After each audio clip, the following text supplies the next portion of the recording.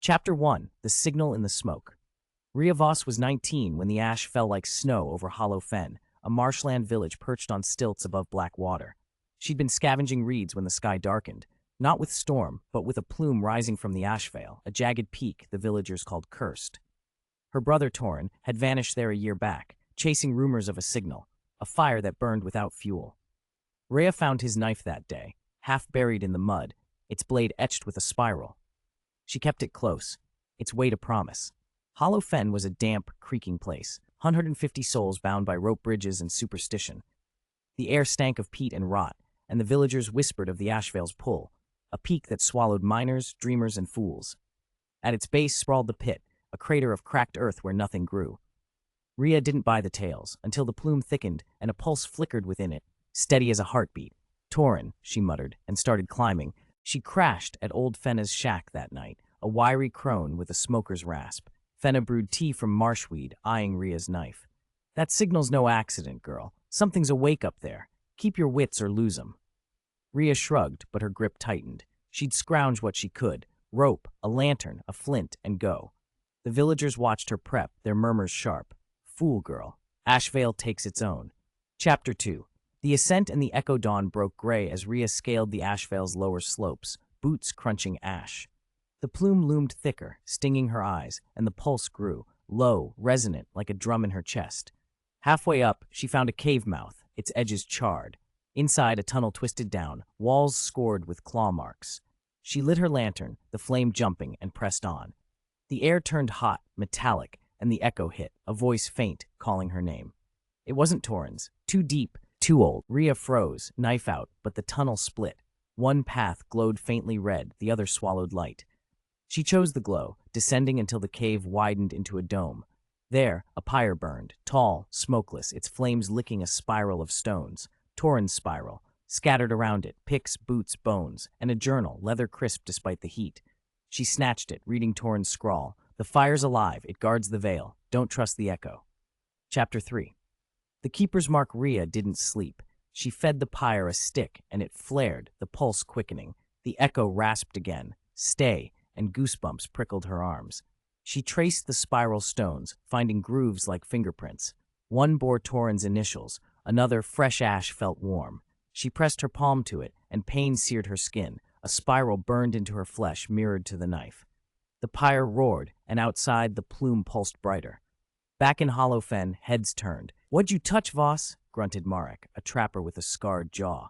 Rhea showed the mark, voice steady. "Something's up there, a fire that doesn't die." Torin found it. Marek spat, but Fenna hobbled over, squinting. "That's a keeper's mark, means you're tethered now." Rhea didn't flinch. She climbed again that night, journal in hand, reading aloud to the dark. "The veil hides what we stole. Feed the fire, or it feeds on us." Chapter 4. The Gathering Flame. Words spread like damp rot. Rhea didn't beg. She let them come. Each night she hauled wood to the pyre, the plume a beacon that the journal told of Hollow Fen's past. Miners who'd gouged the Ashveil for coal, waking a hunger in the earth. The fire was their leash. Fed by keepers, it kept the veil sealed. Torin had tried, then faltered. Now Rhea took it up, blunt and fierce. Kess, a wiry girl who'd lost her dad to the pit, joined first, tossing a branch into the flames. "For him," she said, and the plume steadied. Marek followed, grumbling, then Leela, a fisher with quick hands. They became a crew, small, scrappy, sharing curses and theories. The pulse softened, the marsh bloomed with reeds, and the pit's edge sprouted green. But the echo grew louder, insistent. More. Chapter 5. The Hunger Below. Doubt festered. "You're feeding a monster," Marek snarled one dusk, axe raised. Rhea met his glare. "Then why's the water cleaner? Why are the traps full?" He backed off, but the earth trembled that night, a crack splitting the pit, ash billowing out. A miner's helmet rolled up, dented, empty. "It's mad," Kess whispered. Rhea nodded, flipping the journal. A sketch showed the pyre linked to a deeper chamber, the heart. She rallied them, Kess, Lila, Marek, down the lightless tunnel. The air scorched, the echo a growl. At the end, a chasm, and within a second fire, black-flamed, pulsing opposite the pyre. Rhea tossed a stone. It sank, the flames licking higher. "Two fires," she muttered. "One guards, one hunts." Chapter 6. The Balance. The crew swelled, 30, then 70, each tossing fuel to the pyre, the plume a steady flare. Fenna came, coughing, and marked Kess with a spiral. "You're in it now," she rasped. Rhea led them to the heart, lantern raised. The black fire surged, but she hurled a cold chunk from the pit, Torin's last find. It shrank, the pulse sinking with the pyre above. One dawn, a figure emerged from the ash, gaunt, ash-streaked, holding a staff topped with a spiral ember. "Torin?" Rhea breathed. He nodded, voice cracked. "You held it, Rhea. Keep 'em burning." He handed her the staff, then faded. The heart dimmed, the pyre blazed, and the veil held, barely. Chapter 7. The Heart's Price. Months on, Hollow Fen thrived, reeds tall, the pit greening.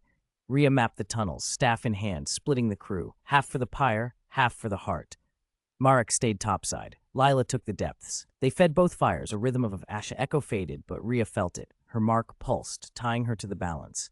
One night, the heart flared, demanding more. Rhea carved her initials into a stone, tossed it in. The black flames steadied, but her mark bled. "Price of keeping," she muttered, grinning grim. The village hummed, alive, and she stood atop the Ashveil, staff glowing, watching the plume dance. Epilogue: The Ember Watch. The Ashveil loomed, its fires twin sentinels. Rhea's crew, now Ember Watch, rotated shifts, staffs etched with spirals. The marsh bloomed, the pit healed, and the plume burned steady. Rhea stayed, mark throbbing, a keeper not by blood but by will.